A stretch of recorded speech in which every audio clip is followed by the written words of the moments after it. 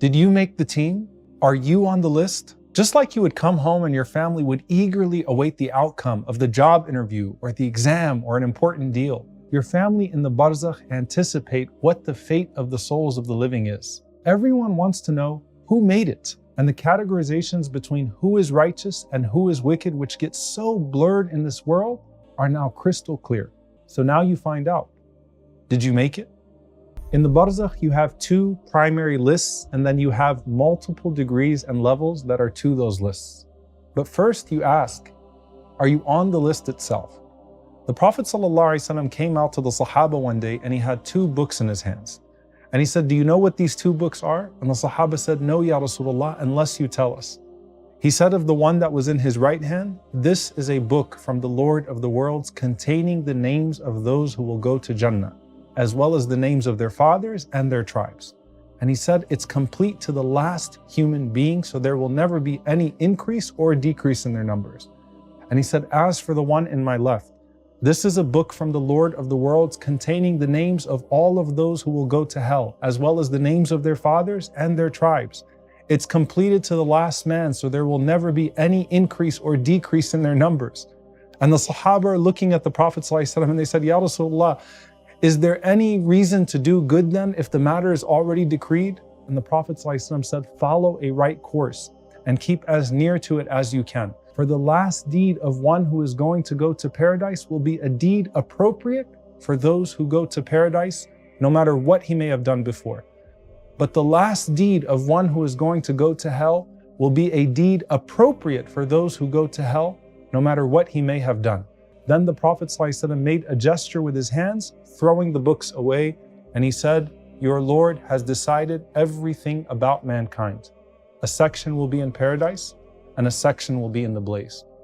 Fatima bint Abdul Malik, who was the wife of Umar bin Abdul Aziz, rahimahullah, she said the verse, فَرِيقٌ فِي الْجَنَّةِ وَفَرِيقٌ فِي السَّعِيرِ, a group in paradise and a group in hell, was the most terrifying part of the Quran to Umar. SubhanAllah, he didn't just inherit leadership and greatness from his grandfather. He also inherited this exemplary fear of Allah subhanahu wa ta'ala that other people around him couldn't understand. Remember when Umar ibn al-Khattab radiallahu anhu would go to Hudayfa ibn al-Yaman radiallahu anhu, who had the list of the hypocrites from the Prophet ﷺ, and he would say, Ya Hudayfa, am I on there? So how do you prep for that moment? What can you do to ensure that your last deed causes you to make the cut, or that your last deed is one that Allah loves? Well, make sure that you have good deeds that you never let go of, so much so that you are known specifically to be of those who do that deed. So I want you to think of all of the ahadith where the Prophet ﷺ mentions Allah writing down categories. Where do you fall? You have the angels that are standing at the doors of the masjid on Jum'ah with their roll books, and they're writing down the names of all of those who come to the salah every week until the Imam says Salaamu Alaikum, and then they close their books.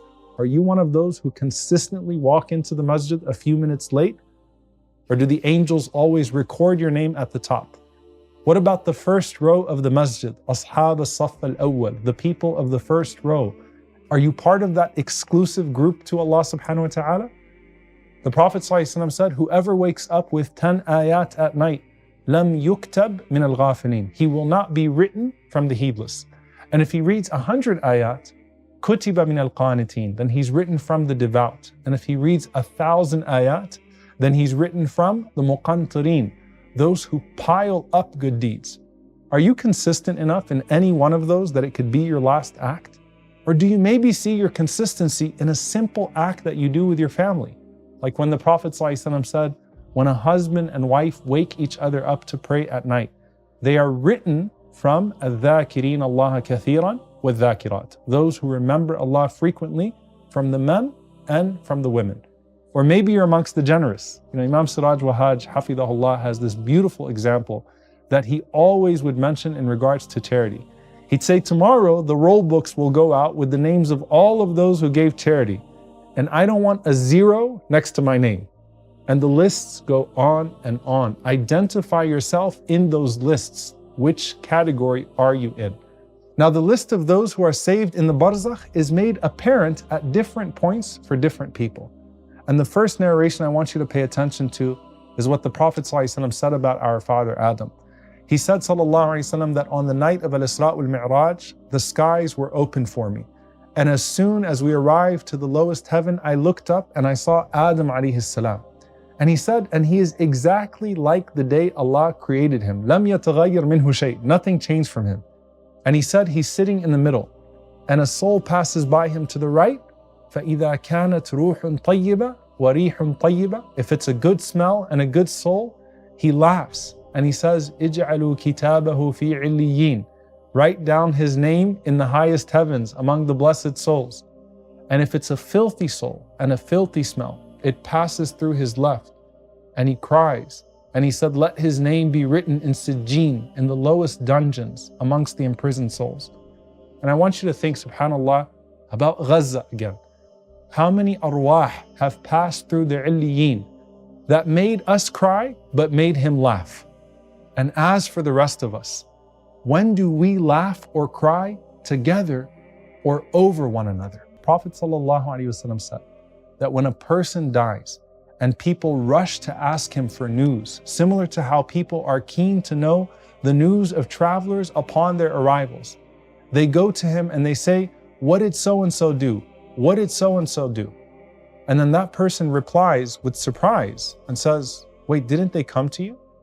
What is that hadith referring to? Someone died between you and that loved one. So I want you to think, if your mom died 10 years ago and your brother died 5 years ago, and now you died, the expectation was that the one in between joined the souls of their loved ones. But then there's a realization on the part of both the one who just died and the one who has been dead, that the person that was mentioned was not received by the righteous souls. And so there's only one other outcome, which is that he's busy in his punishment and he's entered into the legions of doom instead. So they both say, Inna lillahi wa inna ilayhi raji'un. We belong to Allah and to him we shall return. Dhahaba ila al-hawiya. It must be that he was taken to hellfire. How painful would it be for you to be the one they're talking about in this narration? And subhanAllah, on a side note, they're so accustomed to saying Inna lillahi wa inna ilayhi raji'un when tragedy hits them, that they're still using that vocabulary in the Barzakh. And so the gatherings of the righteous go on without you, and people move on even quicker from you in the Barzakh. Question you ask yourself, are you missing from the gatherings of the righteous today? If so, how do you expect to be in them tomorrow? If you're not in the masjid, in the circles of knowledge and remembrance, in the places where people volunteer and do good work, in the spaces of justice and enjoining good and forbidding evil, why would you suddenly feel like you're going to end up in those circles in the Barzakh? So the believers are now reuniting as they were together in this life. The emphasis is on reuniting with the promise of Allah that they all believed in and used to work towards. Does this all sound familiar to the Day of Judgment?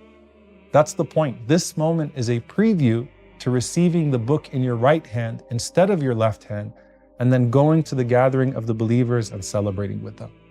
The moment you will go and meet your family in the Barzakh is then pure joy because of two things. Number one, you miss them for years and years in this dunya, and you finally get to meet them again. But also, because you both now see that you've been saved from the punishment of the grave, and you've made it to the next station of the Akhirah. And the thing about these people is that as certain as they were in Allah, they weren't so certain of themselves, and that's what kept them working so hard until the very last moment. And in those final moments, the consequences of the people of yaqeen, the people of certainty, and the people of doubt will be made clear. Remember that window you have in your grave to the other place that you're not going to? It's the window of yaqeen versus the window of shak, the window of doubt. Listen to how the Prophet ﷺ describes the lead up to that. He says, a window will be opened for him towards the fire, and he will look at it, seeing how its parts consume each other.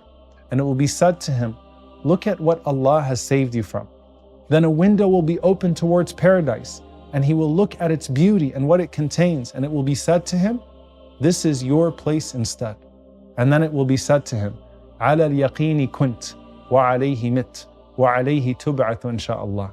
You were upon yaqeen, you were upon certainty, you died upon it. And if Allah wills, you will be resurrected upon it. As for the wicked man, he will be made to sit in his grave in fear and distress, and it will be said to him, in what state were you? He will say, I don't know. It'll be said, Who is this man who was sent among you? He'll say, I don't know, I heard people saying something, so I just said the same thing they said. Then a window will be opened for him towards paradise, and he will see its beauty and what it contains. And it will be said to him, look at what Allah has deprived you from. Then another window is opened for him towards the fire, and he will look at it, and he will see how its parts consume each other. And it will be said to him, this is your place instead. You were upon doubt, you died upon doubt, and if Allah wills, you're going to be resurrected upon doubt. And then that person is going to be punished. You know, I want you to think about what missing out meant in this dunya compared to what it means in the Barzakh. The equivalent to, look what Allah saved you from in the Barzakh, is when someone calls you away from Allah in this dunya and says, look what you're missing out on. And in the Barzakh, nothing would make you happier than having not listened to those calls, and for having instead listened to the caller who calls you to good deeds that will now be your greatest companions as the companions of this world start to fade. Think about what Ibn Umar radiallahu anhuma saw in his dream. He said, one night I was taken by two angels to the gates of hellfire. وَإِذَا فِيهَا نَاسٌ قَدْ عَرَفْتُهُمْ, and I saw people that I knew and they knew me. So I started to cry out as I was looking at them, أعوذ بالله من النار, أعوذ بالله من النار, أعوذ بالله من النار. I seek refuge in Allah from the fire. I seek refuge in Allah from the fire. I seek refuge in Allah from the fire. Until the angels took me to paradise instead. So you need to think about that window in your grave to the other destination. And if you're in a chamber of fire, looking at the garden you could have had, who are the obvious people you expect to see there that you wished you would have imitated more with your deeds? And if vice versa, though you can't for sure say who's in hell, who would you expect to be amongst those who have called you to the deeds of hellfire? In the Barzakh, you have your memories with you and you have your regrets. A window to all that could have been, that if you're in punishment, you have a long time to stare at. But in this world, it's not the window to the other destination, but it's the window of opportunity that is shutting faster than you think, calling you to take heed and repent before it's too late.